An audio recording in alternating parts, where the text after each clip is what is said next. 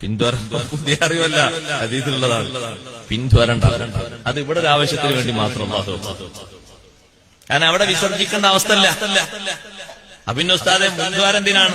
അത് അങ്ങനെ ഒരു സുഖം ഉപയോഗപ്പെടുത്തുന്നതിന് വേണ്ടി മാത്രമാണ്. ഈ മുൻദ്വാരത്തിനെ കുറിച്ചും പിൻദ്വാരത്തിനെ കുറിച്ചും, പിൻദ്വാരം ക്ലോസ് ആണ്, മുൻദ്വാരം ഓപ്പൺ ആണ്. ഇത് വേറൊരു സുഖത്തിന് വേണ്ടിയിട്ടാണ്.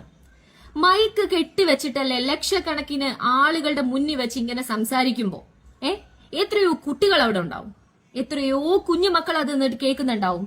സ്ത്രീകളുടെ മുടി കണ്ടാൽ പോലും ഹറാമാണെന്ന് പറയുന്നവർക്ക് ഇത്തരം ഇക്കിളിപ്പെടുത്തുന്ന കാര്യങ്ങളല്ലേ സ്ത്രീകളുടെ മുന്നിൽ വെച്ച് പറയുന്നത്? അതിൽ ഹറാമൊന്നുമില്ലേ? അതിൽ ഹറാമും ഹലാലും ഇല്ലേ? നാണമില്ലേ? ഇങ്ങനെ ഇത്തരം രീതികൾ, വൃത്തികെട്ട രീതിയിൽ, ഇത്തരം ഇക്കിളിപ്പെടുത്തുന്ന രീതിയിൽ, അറപ്പുളവാക്കുന്ന രീതിയിൽ ഒരാൾ വന്ന് മതത്തിന്റെ പേരിൽ വന്ന് സംസാരിക്കുമ്പോൾ അത് കേട്ടിരിക്കുന്ന ആളുകൾ എന്തുകൊണ്ട് എഴുന്നേറ്റ് ചോദിച്ചു, ഉസ്താദ് ഇത് ഇവിടെ പറയാൻ പാടില്ല, മോശമായിട്ടുള്ള രീതിയിലാണ് നിങ്ങൾ സംസാരിക്കുന്നത് എന്നുള്ളത്? ഇവർക്ക് ഈ മുൻദ്വാരവും പിൻദ്വാരവും ഹൂറികളും പെണ്ണുങ്ങളും സെക്സും മാത്രമേ പറയാനുള്ളൂ. വേറൊന്നും ഇവർക്ക് പറയാനില്ലേ? വേറൊരു കാര്യങ്ങളും വേറൊരു വിഷയങ്ങളും ലോകത്ത് നടക്കുന്നില്ല. വേറൊരു വിഷയങ്ങളും ഇല്ല. ഇതാണ് ഇവരുടെ ഏറ്റവും വലിയ വിഷയം.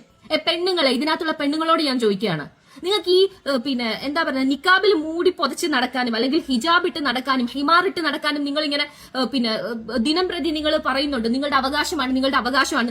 നിങ്ങളുടെ അവകാശം, നിങ്ങളുടെ സ്വത്തവകാശത്തിനെ കുറിച്ച് നിങ്ങൾ ഏതെങ്കിലും ഒരു പെണ്ണുങ്ങൾ ചോദിച്ചിട്ടുണ്ടോ? സ്വത്തവകാശത്തിനെ കുറിച്ച്, അതായത് ആണിന് കിട്ടുന്നതിന്റെ പകുതിയാണ് പെണ്ണിന് കിട്ടുന്നത്.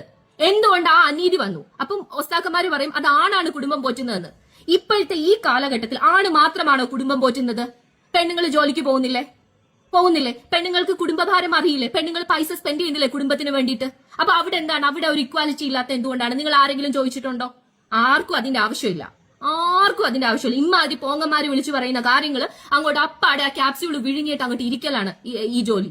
നിങ്ങളൊന്ന് വിധവയായി, നിങ്ങൾക്ക് ഹസ്ബൻഡ് ഇല്ല, അല്ലെങ്കിൽ നിങ്ങൾ ഡിവോഴ്സിയായി, എന്നിട്ട് ഈ നിയമം ഇവിടെ ഇംപ്ലിമെന്റ് ചെയ്യുകയാണെന്നുണ്ടെങ്കിൽ ഈ സ്വത്തിന്റെ കാര്യത്തിൽ തന്നെ നിങ്ങൾ വിധവയായി, നിങ്ങൾക്ക് നോക്കാൻ ഹസ്ബൻഡ് ഇല്ല, അപ്പോഴും നിങ്ങൾക്ക് പകുതിയാണ് സ്വത്ത് കിട്ടുന്നതെന്നുണ്ടെങ്കിൽ അതിൽ എന്ത് ധാർമ്മികതയുണ്ട് അതിനകത്ത്? ആരെങ്കിലും ചോദിച്ചിട്ടുണ്ടോ? ചോദിച്ചിട്ടില്ല. ഇതൊക്കെ ചോദിച്ചൊരാളുണ്ടായിരുന്നു, ചേകന്നൂർ മൗലവി. അദ്ദേഹം ഇന്ന് ഭൂമുഖത്തില്ല.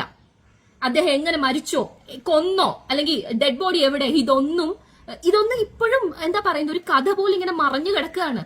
അദ്ദേഹത്തിന്റെ മരണത്തില് എന്താ പറയുന്നത്, ആരോപണം വന്നിട്ടുള്ള മുടിക്കച്ചവടക്കാര് ഇന്ന് നല്ല അന്തസ്സായിട്ട് വിലസി നടപ്പുണ്ട്. കൊലപാതക ആരോപണമാണ് ഒരു മത നേതാവിന്റെ മേലുണ്ടായത്. കൊലപാതക ആരോപണം, ദീൻ പറഞ്ഞു നടന്ന ആളുടെ പേരിൽ ഒരു കൊലപാതക ആരോപണമാണ് നടന്നിട്ടുള്ളത്. ഏതെങ്കിലും രാഷ്ട്രീയ ഇല്ല പറയത്തില്ല, കാര്യം വോട്ട് പോയില്ലേ? അതുകൊണ്ടാണ്. അപ്പൊ ആവശ്യമുള്ള കാര്യങ്ങൾ നിങ്ങൾ പെണ്ണുങ്ങളെ നിങ്ങളെങ്കിലും എണ്ണീറ്റ് ഒന്ന് ചോദിക്കേ. അത് ചോദിക്കുക, അല്ലാണ്ട് നിങ്ങൾ തല മറയ്ക്കാനല്ല നിങ്ങൾ സമരം ചെയ്ത്, നിങ്ങളുടെ നിലനിൽപ്പ് ആദ്യം നിങ്ങൾ ചോദിക്കുക.